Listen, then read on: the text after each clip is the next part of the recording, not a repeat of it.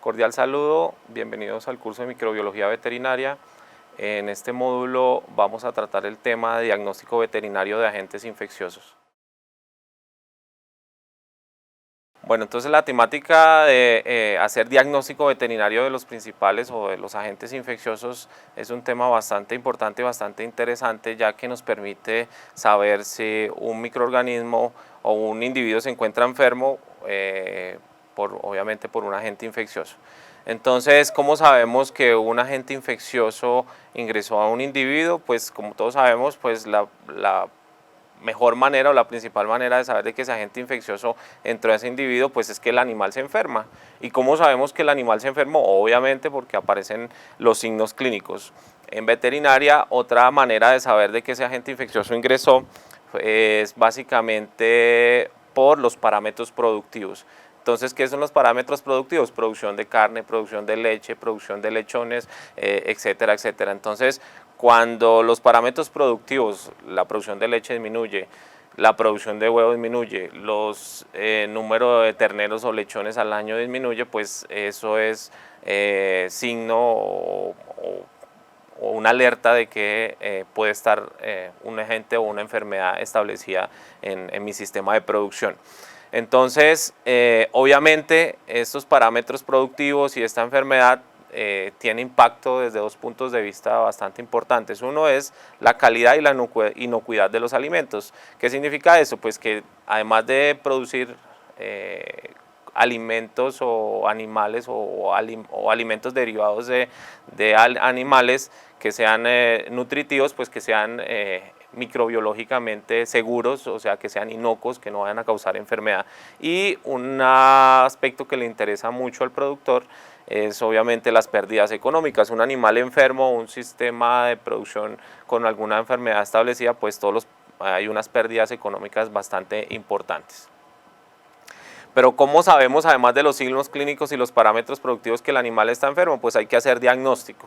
Entonces, ¿cómo evidenciamos de que ese microorganismo entró al individuo?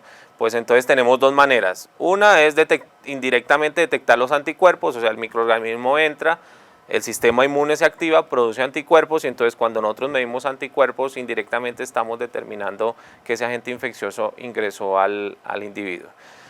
Entonces ahí para detectar los anticuerpos, estos anticuerpos se encuentran en el suero sanguíneo, entonces se hacen las llamadas pruebas serológicas. Entonces las más conocidas, estos apenas unos ejemplos, tenemos la más conocida, la técnica de ELISA.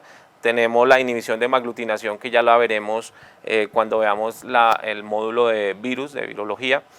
La microaglutinación, que también la veremos en el módulo de bacterias. Entonces, ¿qué son estas pruebas serológicas o qué nos responde estas pruebas serológicas? Básicamente estas pruebas serológicas nos dicen a nosotros o nos responden las preguntas: ¿mi granja está protegida? ¿Mi granja está en riesgo? ¿Mi granja está infectada? Entonces eso es lo que nos responde. Pero también podemos hacer diagnóstico, podemos detectar el agente infeccioso.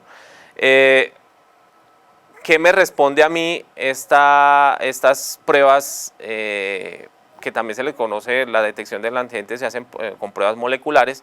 ¿Qué me responde a mí? Mi granja, el agente infeccioso está en mi granja. ¿Qué agente infeccioso está circulando en mi granja y cuál es la dinámica de ese agente infeccioso en mi granja? Entonces vean que son respuestas diferentes, porque a veces incluso profesionales tenemos esa inquietud de qué muestra tomar, si una muestra serológica, o sea, una muestra de sangre, o qué prueba le digo al laboratorio que me haga para hacer diagnóstico. Quiero saber si mi granja está protegida, si está en riesgo o está infectada, o saber si en mi granja está ese agente infeccioso, qué agente infeccioso está y cuál es la dinámica de ese agente infeccioso en mi granja. Entonces, sin embargo, la mejor prueba o la prueba reina de todas las pruebas diagnósticas es detectar el agente a través del aislamiento y su identificación. Entonces, todas las pruebas que ahorita les comenté, básicamente lo que le van a decir a uno: estuvo o probablemente está, etcétera, etcétera. Pero la mejor manera de determinar si ese agente infeccioso realmente está infectando a ese individuo es aislarlo e identificarlo. ¿Qué problemas tiene este aislamiento y esta identificación? Es que es muy difícil, muy costoso, muy demorado, ¿cierto? Entonces la mayoría de los agentes, el aislamiento y la identificación después de ese aislamiento de esos agentes infecciosos es muy complicado, entonces es muy difícil de implementar o acceder a este diagnóstico. Sin embargo, pues las entidades de salud mundial establecen que la prueba reina para cualquier agente infeccioso es su aislamiento.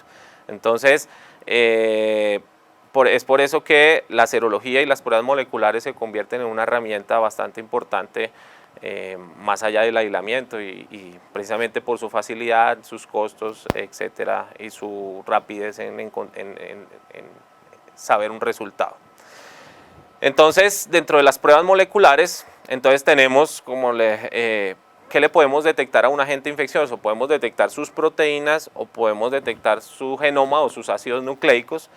Entonces las pruebas que más se utilizan para detección o diagnóstico de proteínas para agentes infecciosos tenemos el ELISA, para detección de antígeno tenemos la inmunofluorescencia y la inmunohistoquímica y el Western blot, que básicamente son pruebas moleculares que detectan proteínas cuyo mecanismo de detección o de revelado difieren uno del otro, pero son cuestiones algunas cuestiones técnicas que no vamos a desarrollar ahora. Y la prueba reina, la prueba molecular reina para detección de ácidos nucleicos es realmente la famosa PCR, en donde hay dos tipos de PCR, la PCR convencional y la PCR en tiempo real, cada uno con algunas características, no vamos a entrar en detalle con en cada una de ellas, sin embargo, pues les cuento que cada vez más está migrando el diagnóstico molecular de ácidos nucleicos hacia PCR en tiempo real, porque es una prueba más sensible, bueno, tiene algunas características, aunque es algo más costosa que la convencional, pero le confiere algunas propiedades bastante interesantes que hacen de que el diagnóstico molecular de ácidos nucleicos se esté migrando o se esté yendo hacia el diagnóstico por PCR en tiempo real. ¿Cómo se hace este diagnóstico molecular? ¿Cómo se toma muestra? Entonces, en primer lugar, aparece la toma de muestra. ¿De qué muestra vamos a tomar para hacer diagnóstico molecular? O, bueno, el diagnóstico serológico, como les decía anteriormente, es una muestra de sangre, suero sanguíneo y se hace la prueba serológica. Pero las pruebas moleculares necesitamos tomar la muestra en particular. ¿Qué tipo de muestra vamos a tomar? O sea, ¿de dónde vamos a tomar la muestra? Pues dependiendo del agente infeccioso. Si ese agente infeccioso se elimina por saliva, entonces ¿cuál muestra será ideal para hacer diagnóstico molecular de ese agente infeccioso? Pues saliva. Si ese microorganismo se elimina por materia fecal, la mejor muestra va a ser materia fecal. Si ese agente infeccioso se elimina por tracto reproductivo, pues tomaremos Entonces, conclusión, la toma de muestra va a depender del estado del agente infeccioso y de su estado, pues el estado de ese agente infeccioso. Por ejemplo, hay un agente infeccioso que entre por vía oral, tome vía sanguínea y se vaya a tracto reproductivo, entonces las primeras etapas de la enfermedad la tomaremos en saliva, en algunos días posteriores tomaremos en sangre y posteriormente. Entonces, ¿qué se necesita saber? ¿Qué agente infeccioso es? Y conocer un poquito más la dinámica de la enfermedad. Entonces se tomó la muestra, se llevó al laboratorio. Es importante resaltar de que esa muestra para diagnóstico molecular preferiblemente debería ser congelada, sobre todo por ejemplo a esos agentes infecciosos que son RNA. Los ácidos nucleicos RNA son bastante lábiles o bastante delicados para su transporte. Sin embargo, es cierto que es muy difícil mantener en granja esas condiciones de congelamiento, entonces se recomienda que antes de 12 horas, máximo 24 horas, se mantenga en refrigeración y se lleve al laboratorio para hacer su respectivo diagnóstico. Entonces, ¿el laboratorio qué se hace? Se hace la extracción de esos ácidos nucleicos, se mete o se procede a trabajar con un termociclador. Hay de hay de muchas marcas, de muchos modelos, de muchas configuraciones. ¿Qué hace ese termociclador? Es tomar estos ácidos nucleicos y amplificarlos para poderlos ver y para poderlos diagnosticar. Sin embargo, pues hay algunas diferencias, como les decía, entre PCR convencional y PCR en tiempo real, y básicamente esta diferencia tiene que ver con la lectura y la interpretación. Nosotros tendremos un módulo o una parte de un módulo donde explicaremos o reforzaremos algunas características muy particulares o algunas diferencias muy particulares entre PCR convencional y PCR en tiempo real. Conclusión: se toma la muestra dependiendo del agente infeccioso, el estado de la enfermedad, se lleva al laboratorio idealmente congelado, pero antes de 24 horas refrigerado, se hace la extracción de ácidos nucleicos, se amplifica en este equipo que se llama termociclador y se hace la lectura y la interpretación. ¿Qué vemos aquí en esta imagen? Básicamente es un gel o una imagen de una PCR convencional donde observamos unas manchas, ¿cierto? Donde observamos unas manchas, una más arriba que la otra, ¿cierto? Eso se conoce como diferente peso molecular. ¿Qué significa esto? Por ejemplo, tenemos este fragmento que corresponde a la unidad ribosomal 16S y tenemos este fragmento que se conoce como LIP-L32. Este es un ejemplo de una PCR para diagnóstico de leptospira. Entonces esto nos dice, 16S nos dice que es lepto, nos dice que es leptospira, pero esta nos dice que es patógena. Nos dice que es patógena. Entonces, si vemos una sola bandita, decimos que es leptospira positivo por molecular. Pero si vemos esta bandita, decimos que además de que es leptospira, es patogénica. Entonces, como les digo, en otro módulo lo vamos a reforzar, pero más o menos se hace así el diagnóstico. Se observan bandas porque se amplificaron en el termociclador y dependiendo del tamaño de la banda, pues vamos a decir si es patogénica o no es patogénica, en este caso pues leptospira.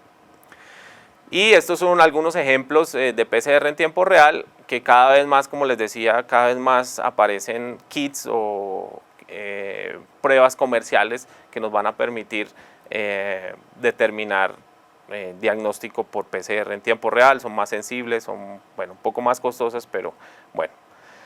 Entonces aquí la pregunta es, tenemos un pool o un portafolio bastante grande de pruebas diagnósticas, serológicas, moleculares. Ya sabemos que cada una de ellas responde a una pregunta diferente. Sin embargo, ahí la pregunta es, ¿cuándo hacemos diagnóstico? La respuesta más inmediata es cuando los animales están enfermos. Sin embargo, hay un listado bastante importante de que no solo deberemos hacer diagnóstico cuando los animales están enfermos. Por ejemplo, cuando queremos determinar el estado inmune de una granja para un programa de control o erradicación, es importante saber cuál es el estatus sanitario de la granja o de la región.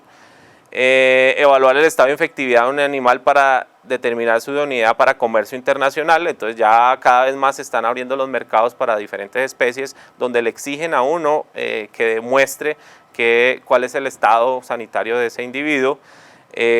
Cuando vamos a compramos animales o vamos a ingresar animales a la granja, es muy importante hacer diagnóstico porque no vamos a ingresar una enfermedad o vamos a ingresar un animal enfermo a nuestra granja. Lo que hablábamos de la enfermedades subclínicas, ¿cierto? Entonces un animal que no tiene sintomatología clínica o sea subclínica y que obviamente está enfermo, lo podemos identificar solo por diagnóstico. Y para estudios epidemiológicos, para saber cómo el país, un departamento, una zona en particular, se necesita saber cuál es el estado de esa enfermedad en esas zonas. Entonces, en conclusión, no hay que hacer, o sea, lo indicado, pues lo que se hace es generalmente cuando un animal está enfermo hacemos diagnóstico, pero vean que hay una lista bastante importante de indicaciones para hacer diagnóstico. Listo, entonces aquí para finalizar pues tenemos alguna reflexión o algunas unas estrategias que, si bien es cierto que el diagnóstico es importante, hay que tener en cuenta muchas cosas de manejo. Entonces, por ejemplo, la prevención del contacto directo e indirecto con vectores, entonces control de roedores, o sea, en la granja hay que manejar eso, porque si no manejamos o hacemos esta lista que aparece aquí, es un resumen de, de algunas indicaciones o elementos de manejo que tenemos que tener en cuenta. No, de nada sacamos gastando mucho dinero en diagnósticos si no hacemos cosas elementales como de manejo, como les digo, controlar vectores, roedores, moscas, mosquitos, garrapatas, etcétera, etcétera. Tener un buen manejo de bioseguridad. La inseminación artificial es una herramienta bastante importante de control. Una vez identificados los animales, se recomienda pues obviamente eliminarlos dependiendo del microorganismo y dependiendo de la enfermedad como tal, y obviamente manejar todas las condiciones de salubridad, porque nada hacemos vacunando, nada hacemos haciendo diagnósticos y las condiciones higiénico-sanitarias de la granja pues no se mantienen. Otra estrategia bastante importante es la vacunación, que básicamente es estimular al sistema inmune, pero hay que tener algunas consideraciones, que no todo se arregla con vacunas. La inmunidad a la infección de una enfermedad no llega nunca al 100%. La vacunación reduce la prevalencia de la infección, pero no elimina la infección. Y hay que tener en cuenta que las vacunas que estamos aplicando y que estamos incluso detectando la vacunación por diagnóstico, que también es una de las indicaciones, como les decía anteriormente, que la vacuna que estamos aplicando sea con las cepas o con las variantes que están circulando en la región. Otro elemento importante son los antibióticos. En el respectivo módulo de antibióticos tendremos algunas consideraciones del uso racional de los antibióticos para evitar lo que se conoce como la resistencia, y bueno, ahí discutiremos todo lo que tiene que ver con el periodo de retiro. Pero entonces volvemos a llegar al diagnóstico. Vea que el diagnóstico es una de las 4 estrategias para tener pues un buen estatus o estado sanitario en nuestra granja. Entonces, conclusión, nada hacemos sin gastando dinero mandándose a hacer o haciendo diagnósticos, si no tenemos en cuenta condiciones de manejo, condiciones de vacunación, condiciones, uso racional de antibióticos, etcétera. Entonces, es importante pues que tengamos en cuenta estos desafíos. Tenemos que mirar, como les decía al principio, estar pendientes de evaluar o revisar la mortalidad y morbilidad de nuestras granjas, que eso nos puede dar un indicio de que hay un proceso infeccioso. Tener como medida importante revisar un proyecto de transmisión de la enfermedad, o sea, tener todas esas condiciones de bioseguridad bastante importantes. Una cosa que se está tratando de implementar con las entidades gubernamentales y otras entidades es cerrar la brecha o tratar de identificar brechas en el conocimiento del campo y la investigación, determinar el impacto de las enfermedades en animales de traspatio. Es necesario equilibrar la evolución de los diagnósticos moleculares con requisitos epidemiológicos y de control.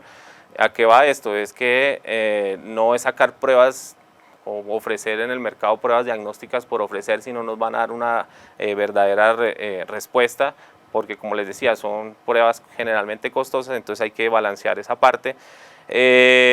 Y esta parte que estamos en este curso es capacitar al personal que, si bien es cierto, no va a estar muchas veces en contacto directo con los animales, pero sí que en el gremio de toda esta parte agropecuaria pues nos capacitemos para todo esto. Y pues también es un llamado obviamente a las entidades gubernamentales para que pues apoyen todo este proceso y que refuercen o promuevan la capacitación y el control estricto para el manejo de las enfermedades infecciosas pues en las diferentes regiones y en el país en particular. Entonces espero que todos estos conceptos básicos de diagnóstico pues les sean útiles. Entiendo que esto es un tema bastante extenso, pero creo que abordamos los principales conceptos relacionados con el diagnóstico. Muchas gracias.